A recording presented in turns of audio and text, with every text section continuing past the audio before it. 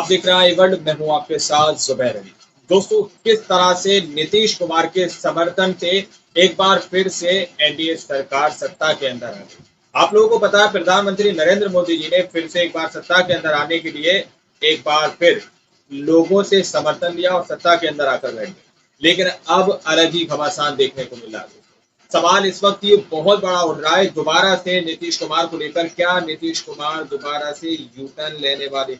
जिस तरह से 2025 के अंदर चुनाव होने जा रहे हैं दोस्तों, 2025 से पहले क्या नीतीश कुमार यू टर्न मारने वाले? क्या ये सरकार भी इस वक्त खतरे में नजर आ रही है? आइए, हमारे साथ वरिष्ठ पत्रकार मौजूद है, दीपक शर्मा जी है, और काफी वरिष्ठ पत्रकारों की ये रिपोर्टिंग आप लोगों के सामने रखने जा रहा हूँ। आप लोग इस रिपोर्ट को शुरू से आखिर तक जरूर देखिएगा। नमस्कार, मैं दीपक शर्मा और मेरे यूट्यूब मंच पर आपका स्वागत। दोस्तों, इंसान अपने फायदे के लिए कभी कभी बहुत ज़्यादा उम्मीद कर लेता है, लेकिन अक्सर जो उसे मिलता है वो उम्मीद से बहुत कम होता है। अब कुछ ऐसा ही नीतीश बाबू के साथ हो गया। सोचा बहुत कुछ था, मिला बहुत कम। और आप कह सकते हैं कि आजकल कहीं ना कहीं मोदी जी से उनका राबका साबका कम हो रहा है, थोड़ा सा मोह भंग हो रहा है। और नीतीश कुमार इस मायूसी के आलम में, असमंजस की स्थिति में कहीं ना कहीं दोराहे पर खड़े दिखते हैं। और यहीं से एक सवाल है कि आने वाले समय में नीतीश बाबू क्या यू टर्न लेने की तैयारी कर रहे हैं? यू टर्न लेने की तैयारी, वापस आने।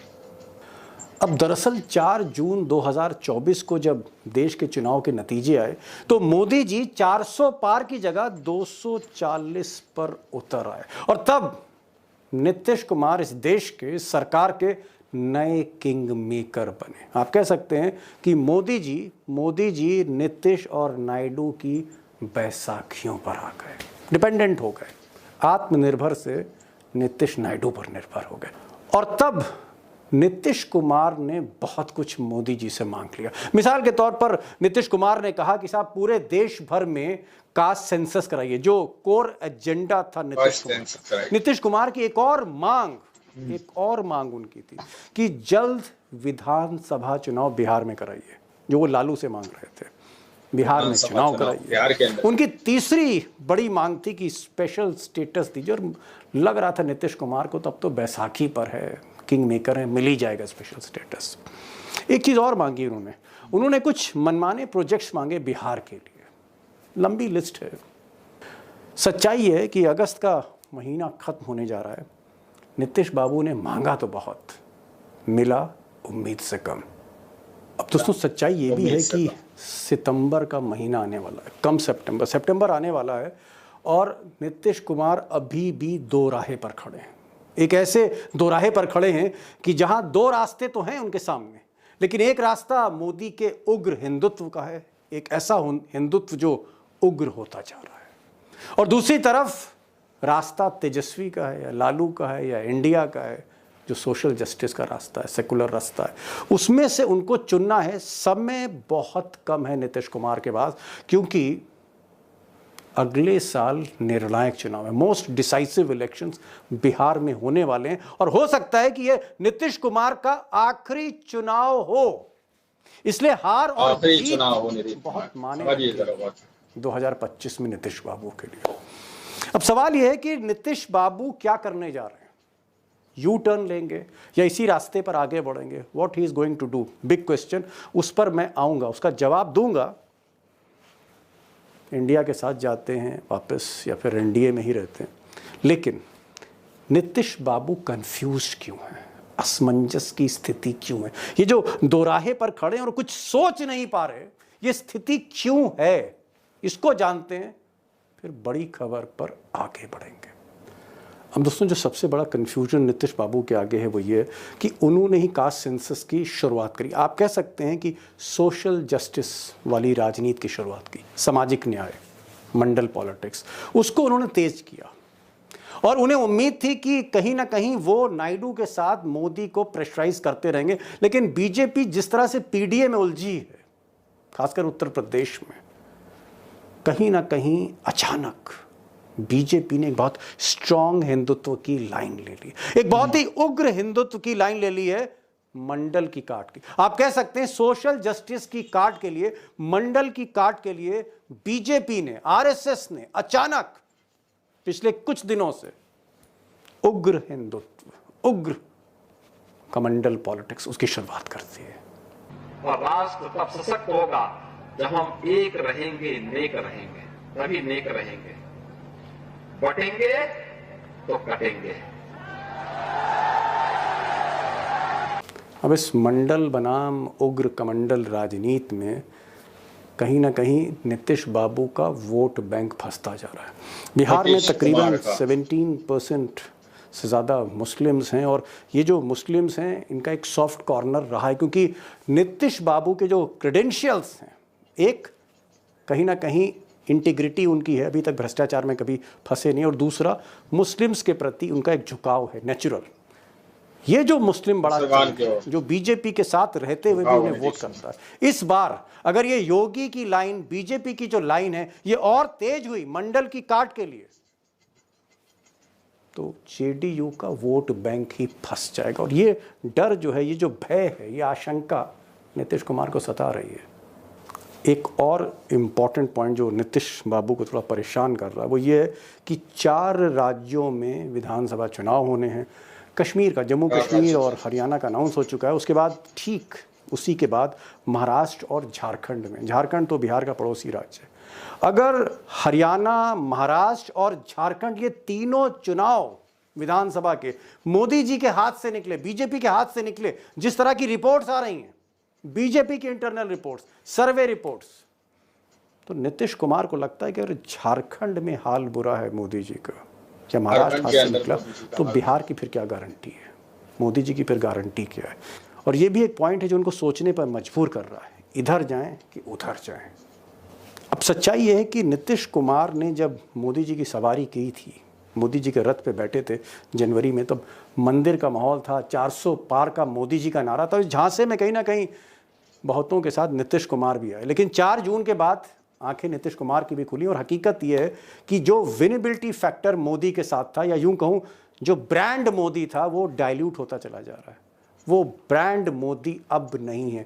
जो मोदी जी की क्षमता थी वोट कैप्चर करने की, खींचने की, अब वो क्षमता वैसी नहीं, वो मारक क्षमता अब नहीं रही। तो क्या ये जो रथ है मोदी का, और इस रथ पर अगर नीतीश सवार होते हैं और रथ बिहार से निकलता है, कितना वोट ट्रांसफर होगा BJP to JDU? Big question, internal question इस वक्त जेडीयू के अंदर। और इसके बाद और भी बहुत से ऐसे इश्यूज हैं बिहार में। एक इशू प्रशांत किशोर फैक्टर भी है। कुछ लोग कहते हैं कि ये बीजेपी की बी टीम है, और कुछ लोग कहते हैं कि बीजेपी का वोट काट रहे हैं। एक कन्फ्यूजन प्रशांत किशोर को भी ले, जो नई एंट्री करने जा रहे हैं 2025 में। तो बहुत से ऐसे फैक्टर हैं जहां नीतीश कुमार डिसाइड नहीं कर पा रहे कि उनके लिए बेहतर कॉम्बिनेशन क्या होगा, बेहतर विकल्प क्या होगा।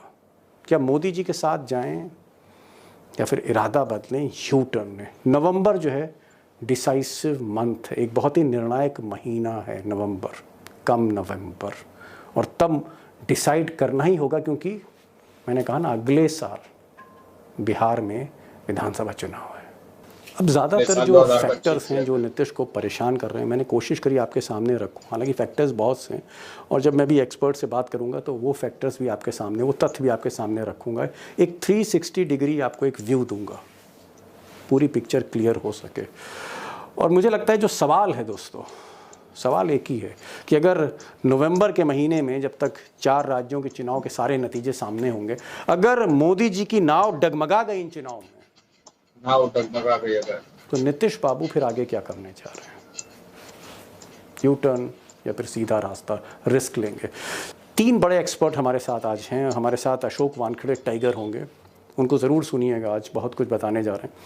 उमाकांत लखेड़ा बरसों से, मुद्दतों से, 90 के दशक से नीतीश बाबू के साथ उठ बैठ रहे हैं, उनको समझ रहे हैं, पढ़ रहे हैं, दिल्ली में भी रिपोर्टिंग की, पटना में भी की, उनको भी सुनिएगा वो क्या कहते हैं।